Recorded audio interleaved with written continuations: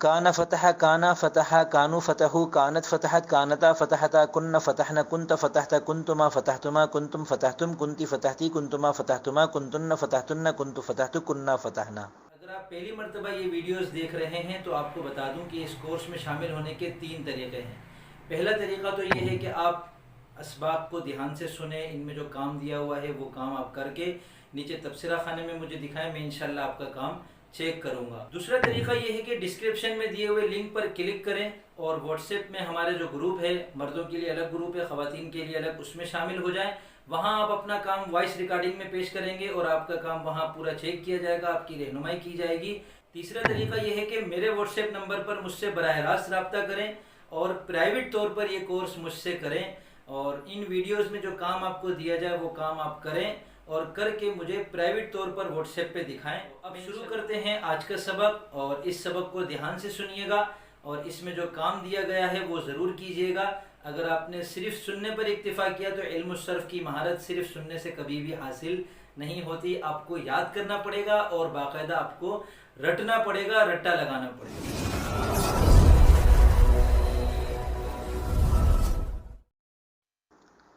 بسم اللہ الرحمن الرحیم۔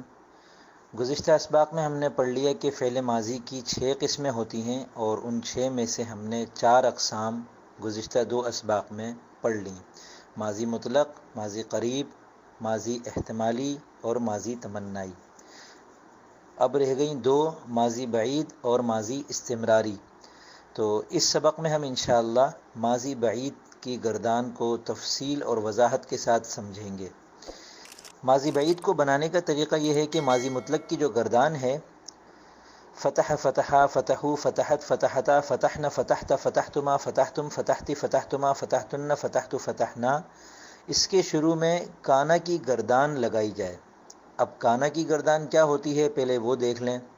کانا کی گردان میں اسی طرح 14 صیغے بنتے ہیں، اور اس کی گردان کچھ اس طرح ہے: کانا، کانا، کانو، کانت، کانتا، کننا، کنتا، کنتما، کنتم، کنتی، کنتما، کنتن، کنتو، کننا۔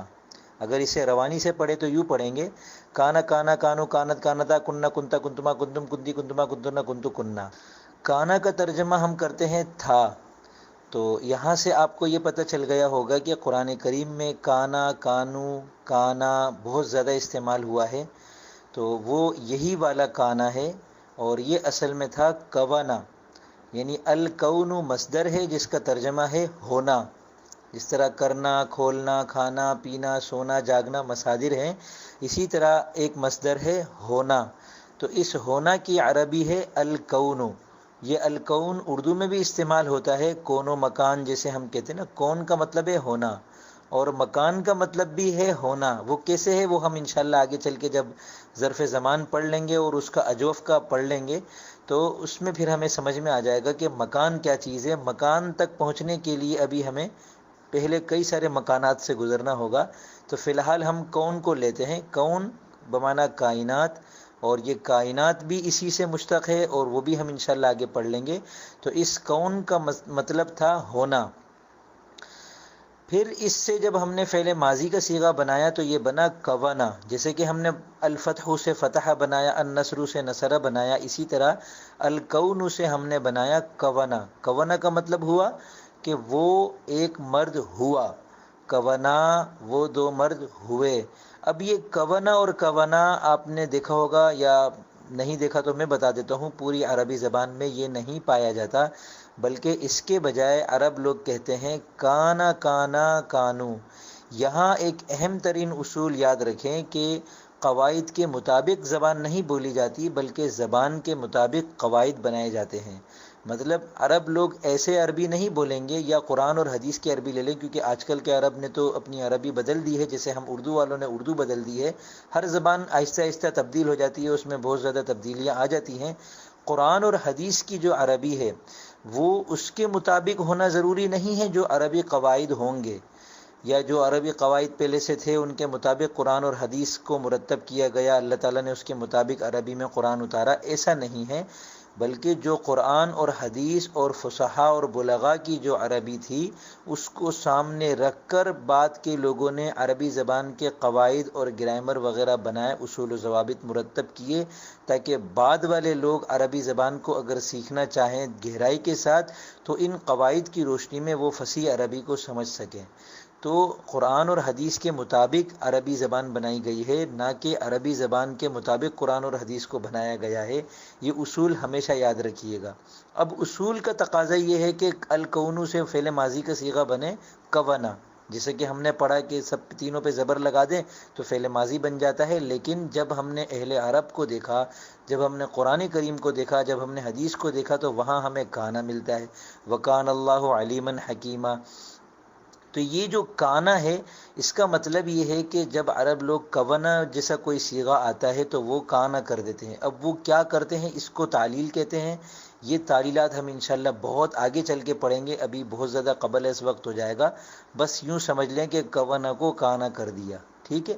اب یہاں آپ نے کانا پڑھا، اس سے آپ کو قرآن کریم میں جو کانا اور کانو کے صیغے ہیں وہ سمجھ میں آ جائیں گے، یا آپ کے ذہن میں پہلے سے قرآن کریم کے صیغے کانا اور کانو وغیرہ موجود تھے تو اس کی برکت سے یہ کانا کی گردان آپ کو سمجھنے میں آسانی ہو جائے گی۔ کان ہے، کان یہاں سے پکڑے یا وہاں سے پکڑے، کانا کی گردان سمجھ میں آنی چاہیے، ٹھیک ہے۔ تو کانا کی گردان ہے کانا کانا کانو کانت کانتا کننا کنتا کنتما کنتم کنتی کنتما کنتن کنت کننا۔ یہ اس کے آگے کے صیغے بھی تھوڑا سا مختلف ہیں، بس اس کو اسی طرح آپ نے یاد کر لینا ہے، اور اسی گردان کو پھر ہم فتح کی گردان کے شروع میں لگا دیں گے، یعنی واحد مذکر غائب کا صیغہ واحد مذکر غائب کے صیغے کے شروع میں لگا دیں گے، تثنیہ مذکر غائب کا صیغہ فتح کی تثنیہ مذکر غائب کے صیغے کے شروع میں لگا دیں گے۔ یوں اس کا ہر صیغہ اس کے ہر صیغے کے شروع میں جب لگے گا تب جا کر اس کی گردان مکمل ہوگی، اور وہ کچھ اس طرح ہوگی: کان فتح کانا فتح کانو فتح کانت فتحت کانتا فتحتا کن فتحنا کنت فتحت کنتما فتحتما کنتم فتحتم کنتی فتحتی کنتما فتحتما کنتن فتحتن کنت فتحت کننا فتحنا۔ کان فتح کانا فتح کانو فتح کانت فتحت کانتا فتحتا کن فتحنا کنت فتحت کنتما فتحتما کنتم فتحتم کنتی فتحتی کنتما فتحتما کنتن فتحتن کنت فتحت کننا فتحنا۔ یہ مشکل ہے تھوڑی سی، مگر اسی لیے میں نے اس سبق میں بجائے 2-3 گردانیں ایک ساتھ رکھنے کے ایک ہی گردان رکھی ہے فعل ماضی بعید کی، اور اس میں آپ کو گویا 2 مرتبہ 2 الگ الگ قسم کی گردانیں یاد کرنی ہوں گی، ایک کانا کی گردان صرف کانا کی، اور ایک کانا فتح کی گردان پوری یاد کرنی ہوگی تاکہ ہم ماضی بعید کو بنا سکیں۔